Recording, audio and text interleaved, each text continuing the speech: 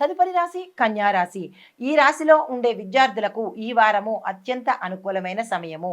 విదేశాలు వెళ్ళి చదువుకోవాలన్నా, లేదా అంటే ఇక్కడే వేరే ప్రాంతానికి వెళ్ళి చదువుకోవాలన్నా, కొత్త కోర్సులు నేర్చుకోవాలన్నా, ఇలా మీ యొక్క ఆలోచనలు కానీ, మీ డ్రీమ్స్ కానీ సక్సెస్ అయ్యే అవకాశము, దానికి తగ్గట్టుగా విజయం పొందే అవకాశము ఈ వారం కనబడుతోంది. విద్యార్థులు ఈ వారాన్ని వృధా చేసుకోకండి. ఉద్యోగస్తులకు చూసుకున్నట్టయితే మంచి మంచి అవకాశాలు వస్తాయి. ప్రభుత్వ ఉద్యోగం కోసం ప్రయత్నం ఎవరైతే చేస్తున్నారో వారికి ఈ వారము అనుకూలమైన కాలము. ఉద్యోగం సంపాదించే అవకాశాలు కూడా ఎక్కువ శాతం కనబడుతున్నాయి. ప్రైవేటు ఉద్యోగస్తులకు పదోన్నతుల సమయం కనబడుతోంది. దీంతో పాటు స్థాన చలనాలు కూడా ఎక్కువగా గోచరిస్తున్నాయి. ఉన్న ప్రదేశం నుంచి వేరే ప్రదేశానికి వెళ్ళడం కానీ, లేదా ఇంటర్నల్ స్థాన చలనాలు మీ బ్రాంచెస్లో వేరే బ్రాంచెస్కి వెళ్ళడం కానీ, ఇలాంటి స్థాన చలనాలు ఎక్కువగా గోచరిస్తున్నాయి. దీంతో పాటు మీ ప్యాకేజీ పెరిగే అవకాశం కనబడుతోంది. ఏ రంగంలో ఉన్న ఉద్యోగస్తులకైనా ఒక కీలకమైన అంశం మిమ్మల్ని ఆశ్చర్యానికి గురి చేసేటట్టుగా ఇక్కడ కనబడుతోంది. అది ఏ ఉద్యోగస్తులకు అనేది వివరంగా తెలియదు, కానీ మీకు ఒక కీలకమైన సమాచారము మిమ్మల్ని ఆశ్చర్యానికి గురి చేసేటట్టుగా గోచరిస్తోంది.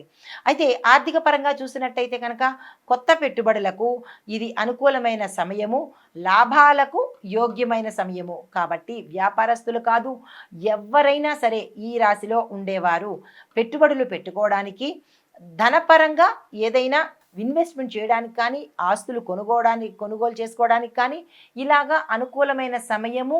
ఈ సమయాన్ని వృధా చేసుకోకండి.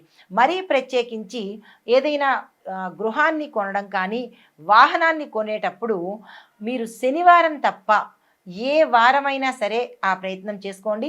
ఇంకా తప్పదు, మేము శనివారమే వెళ్ళాలి, మాకు కలిసొచ్చింది అంటే కనుక మీ కులదైవాన్ని కానీ, మీరు ఇష్టపడే దైవాన్ని కానీ, లేదా మీరు ఆరాధించే దైవానికి కానీ చిన్న ముడుపు కట్టుకుని వాహనాన్ని కొనుక్కున్నట్టయితే శ్రేయోదాయకంగా ఉంటుంది అని చెప్పడం జరిగింది. అయితే వ్యాపార పరంగా చూసుకున్నట్టయితే వ్యాపారంలో వృద్ధి కనబడుతోంది. కొత్త కొత్త ప్రాజెక్టులు మీకు వచ్చే అవకాశం కనబడుతోంది.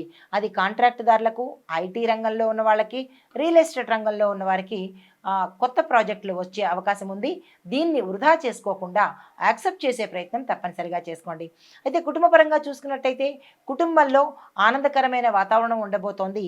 వివాహాల కోసం ప్రయత్నం చేసే వారికి ఈ వారంలో అనుకూలంగా లేదు, కాబట్టి ఈ వారాన్ని తప్పించి తదుపరి వారానికి కనుక ప్రయత్నం చేసినట్టయితే కొంత సానుకూలమైన ఫలితాన్ని పొందొచ్చు. ఈ వారంలో ప్రయత్నము అంటే మాట తీసుకోండి, కానీ దానికి సంబంధించినటువంటి ఒప్పందాలైతే ఇంకా ఈ వారంలో చెయ్యకండి. కుదిరేటట్టుగా కనిపించడం లేదు.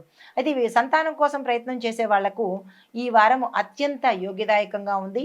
ఎవరైతే సంతానం కోసం ప్రయత్నం చేస్తున్నారో వారు ముందస్తుగా సుబ్రహ్మణ్యేశ్వర స్వామి వారి ఆలయ దర్శనం చేసుకుని అక్కడ మీ పేరిట, దంపతుల పేరిట పాలాభిషేకం కనుక చేయించుకున్నట్టయితే సత్సంతాన యోగం కలిగే అవకాశం కనబడుతోంది. అయితే విశేషంగా చెప్పదగినది ఏంటి అంటే కనుక ఈ వారంలో ఈ రాశిలో ఉండే ప్రతి ఒక్కరికి ఆదాయ వృద్ధి అనేది కనబడుతోంది. దానికి తగిన ఏర్పాట్లు చేసుకోండి. మీకు చెప్పదగిన పరిహారము గురు సంబంధిత ఆలయాలు కానీ, నవగ్రహ ఆలయంలో గురుడికి సంబంధించి అంటే గురుగ్రహానికి సంబంధించి పూజలు కానీ, జపం కానీ చేయించుకోండి. అంత ఆర్థిక స్తోమత లేదు, మాకు కష్టము అవుతుంది అని అనుకున్న వాళ్ళు తక్కువలో తక్కువ గురుగ్రహానికి పసుపును దానంగా ఇవ్వడం కానీ, లేదా పసుపు వస్త్రాలను దానంగా ఇచ్చినట్టయితే కనుక తత్సమానమైన సానుకూలమైన ఫలితాలు పొందుతారు. నమస్తే.